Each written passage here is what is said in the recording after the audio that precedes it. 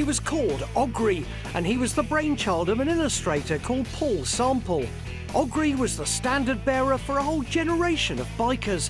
A hard-riding, beer-drinking, devil-may-care anti-hero who was always getting in and out of scrapes, but never failed to get to the pub before closing.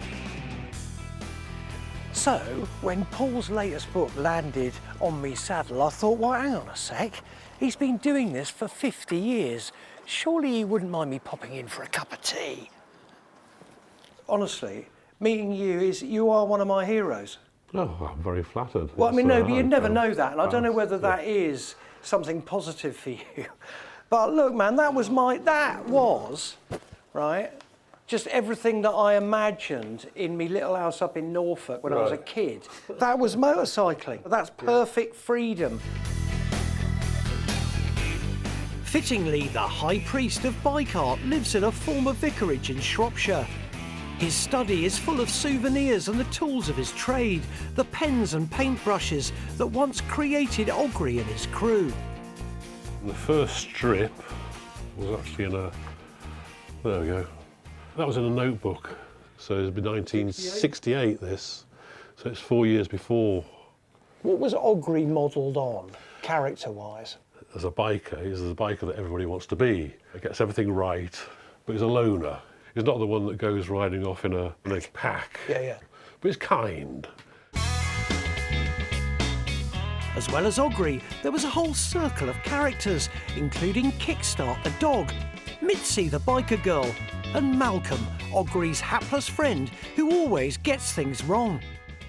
Well, very much like Malcolm, I think. Do you know, why would you say that? Because he's pretty useless, Malcolm, isn't he? Well, you come across on the TV as being God. pretty useless. So, Hey, look, I always say... Who's that bloke that does all the work in the shed? Oh, I don't know, I can't remember. I think his name's Sam or Alan. And you point to things and you get... Yeah, and drink tea. I was hoping you might do a little doodle of me. A doodle? OK. Would you do a doodle of me while we chat? I'll have a go. Paul retired from illustration 4 years ago, but I couldn't come here without trying to get a sketch from him while we talk further about Ogri's world. Kickstart the dog I love. Kickstart. Based on any dog you knew?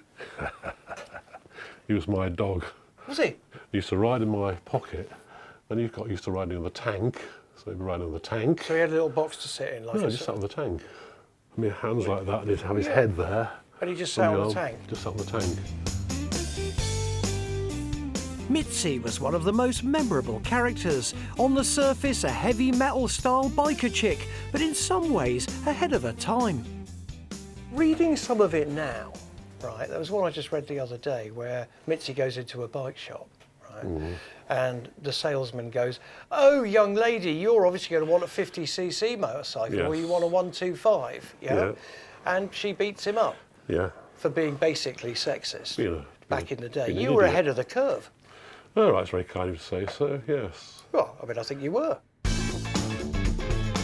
Ogri's bike, nicknamed Armageddon, was a Norvin, the legendary cross between a Norton and a Vincent. Paul was in his late 40s before he could afford one. I bought it in, oh God, I'll tell you, 2001. 2001. Paid $13,000 for it. It was at the Motorbike Show. Did you? The NEC. I looked at it and I thought, that's Ogri's bike. Yeah. I thought, I've got to buy that. Yeah. So I rode it twice. Yeah. And I thought, hang on a minute. If I was 25 years old, I'd be going, oh, yes, it's fantastic, yes. But you're not. The last Ogri strip appeared in 2012, but for me, he's an immortal character. And even if Paul thinks I'm another Malcolm, it's been an utter privilege to meet one of my heroes. I can't believe that you've actually drawn me. I think that's just amazing. And I'm there with Ogri and Kickstart. Yeah. Will you sign it for me? Yeah. Just anywhere. Okay. Yeah, just do that. I have to tell you, I think that really just sums up, doesn't it? That creativity never leaves you.